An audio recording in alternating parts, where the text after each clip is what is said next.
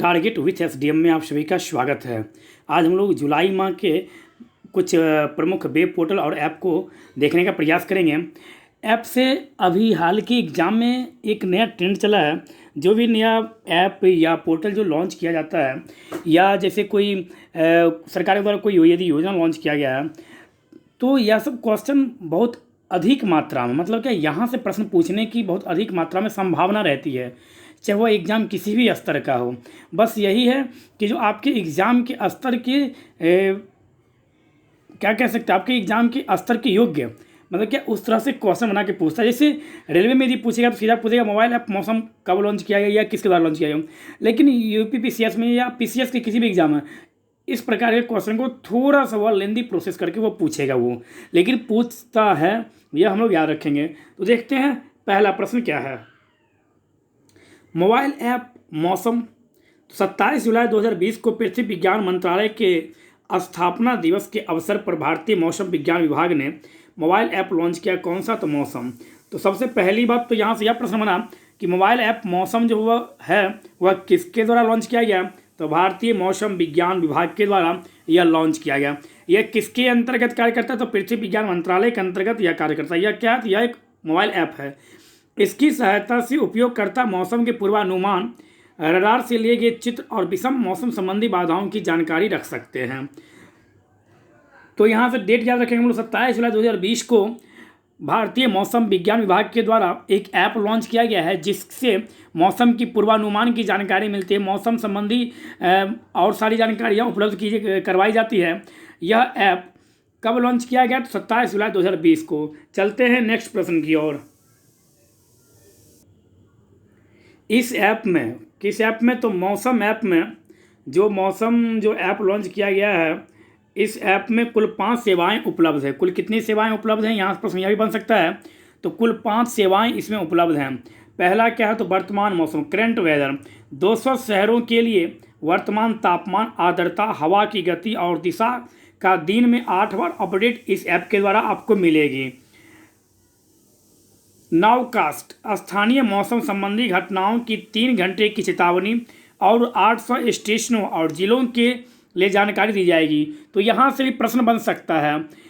इसे मतलब क्या, मौसम ऐप के द्वारा कुल कितने प्रकार की सेवाएं उपलब्ध करवाई जाएगी? 2, 3, 4, 5, तो 5 प्रकार का। तो इसमें कुल कितने शहरों के? तो 200 शहरों के वर्तमान तापमान, आर्द्रता लोगों को अपडेट किया जाएगा। स्थानीय मौसम संबंधी घटनाओं के 3 घंटे की चेतावनी और 800, कुल कितने स्टेशनों? 800 स्टेशनों और जिलों के लिए जारी की जाएगी। यह दूसरा क्या है? तो पूर्वानुमान, शहर का पूर्वानुमान। पिछले 24 घंटे और भारत के 450 शहरों में मौसम की स्थिति का 7 दिन का पूर्वानुमान। मतलब क्या? 24 घंटे और भारत के कुल कितने 450 शहरों के मौसम की स्थिति का 7 दिन पहले यह पूर्वानुमान बता देगा। या 7 दिन पहले यह आपको जानकारी दे देगी कुल कितने 450 शहरों को कि आगे आने वाला 7 दिन में या आगे आने वाले दिनों में मौसम किस प्रकार से रहेगा। खतरनाक मौसम के प्रति नागरिकों को चेतावनी देने के लिए कलर कोड रेड, ऑरेंज और येलो अलर्ट किया जाएगा। नवीनतम स्टेशन के हिसाब से रडार उत्पाद हर 10 मिनट में अपडेट होगा। कितने मिनट में अपडेट होगा? तो यह 10 मिनट में अपडेट होगा। यहाँ से यह भी रखेंगे। तो यहाँ से मुख्य रूप से आप बस एक चीज़ याद रखिएगा। सबसे पहली बात तो यह ऐप किसके द्वारा लॉन्च किया गया, यह ऐप कब लॉन्च किया गया और इस ऐप से क्या फ़ायदा है और इस ऐप के तहत कुल कितने प्रकार की सेवाएं आम नागरिकों को उपलब्ध करवाया गया है, यह आपको याद रखना है। नेक्स्ट ऐप है मोबाइल ऐप BIS केयर। यहाँ देख सकते हैं आप लोग, BIS care mobile app launch किया गया है। तो देखते हैं इसके बारे में क्या लिखा हुआ है। तो इसके बारे में जानकारी दी गई है। केंद्रीय उपभोक्ता मामले, खाद्य एवं सार्वजनिक वितरण मंत्री रामविलास पासवान जी ने 27 जुलाई 2020 को उपभोक्ताओं के लिए भारतीय मानक ब्यूरो का मोबाइल ऐप BIS केयर और www.manakonline.in पर 3 पोर्टल मानकीकरण, अनुरूपता आकलन तथा EBIS का प्रशिक्षण। तो यहाँ से सबसे पहले प्रश्न पूछेगा, जो BIS केयर मोबाइल ऐप जो है यह किसके द्वारा लॉन्च किया गया?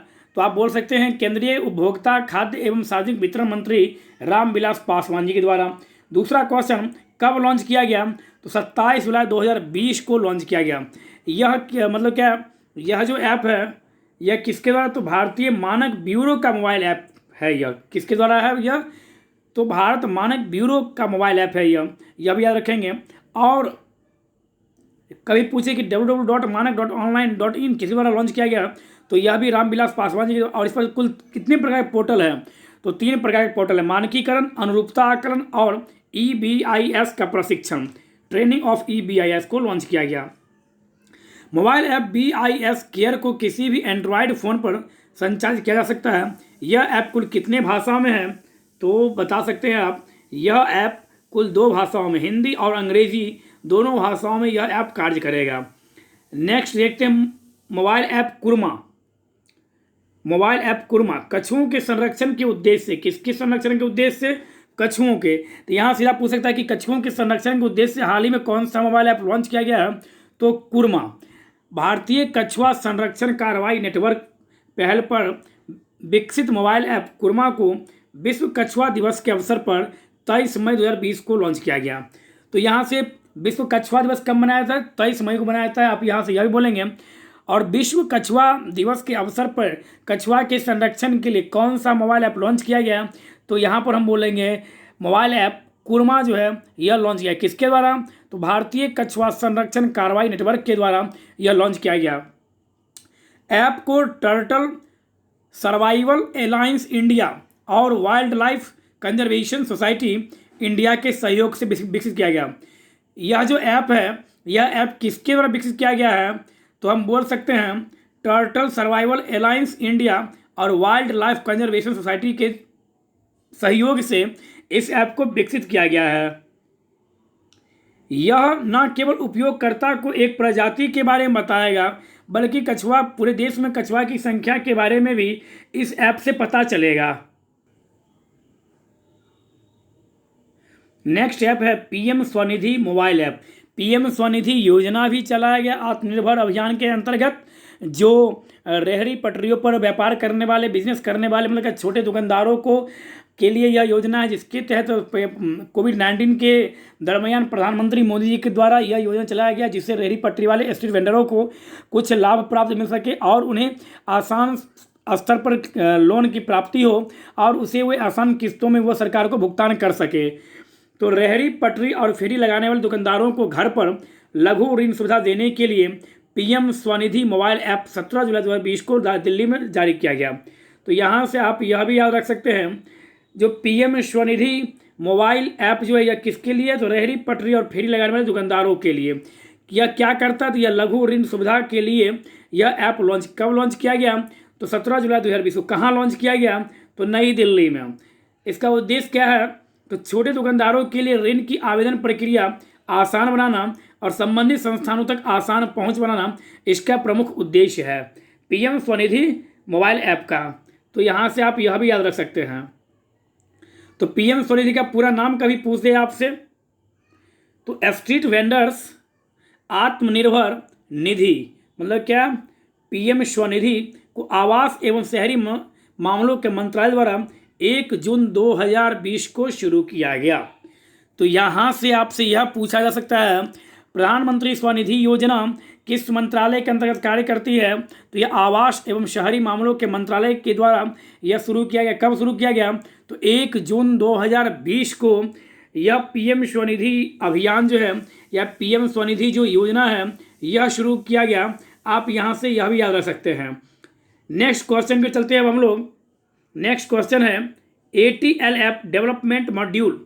नीति आयोग ने 11 जुलाई 2020 को अटल नवाचार मिशन AIM के तहत देश भर में स्कूली बच्चों के लिए ATL ऐप डेवलपमेंट मॉड्यूल शुरू किया है। तो सबसे पहला प्रश्न यहाँ से, ATL डेवलपमेंट या ATL ऐप यह किसके लिए शुरू किया गया? तो यह स्कूली बच्चों के लिए यह शुरू किया गया। कब शुरू किया गया? तो 11 जुलाई 2020 को, जिस दिन विश्व जनसंख्या दिवस मनाया जाता है। किसके द्वारा शुरू किया गया? तो नीति आयोग के द्वारा यह शुरू किया गया। इसका उद्देश्य क्या है? तो अटल टिंकरिंग लैब्स के तहत आने वाले समय में स्कूली छात्रों के कौशल में सुधार करने के लिए इस ऐप का निर्माण किया गया। आप यहाँ से यह भी याद रखेंगे। नेक्स्ट है असीम पोर्टल। असीम पोर्टल जो आप यहाँ देख सकते हैं, असीम पोर्टल के बारे में, आत्मनिर्भर स्किल्ड एम्प्लॉयर मैपिंग, कौशल विकास और उद्यमिता मंत्रालय के द्वारा 10 जुलाई 2020 को विभिन्न क्षेत्रों में कुशल कर्मचारियों की मांग आपूर्ति की खाई को पाटने मतलब के मिटाने के लिए कृत्रिम बुद्धिमत्ता आधारित असीम आत्मनिर्भर डिजिटल आत्मनिर्भर स्किल्ड एम्प्लॉयर मैपिंग असीम पोर्टल की शुरुआत की गई।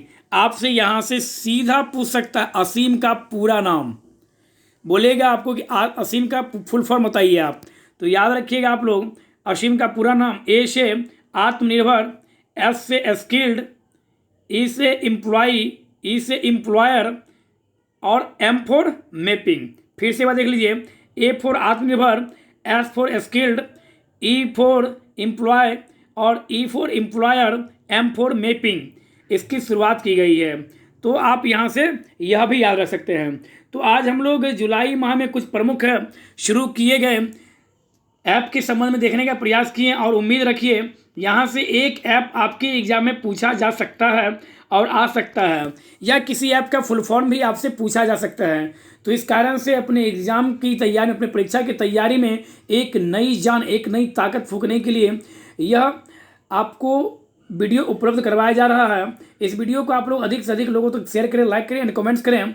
बड़ों का सम्मान कीजिए और छोटे को प्यार दीजिए और अपने एग्ज़ाम की तैयारी के लिए लगातार प्रतिबद्ध रहिए और अपने अंदर जुनून और जिद्दी के साथ अपने लक्ष्य के प्रति आप अग्रसर रहिए।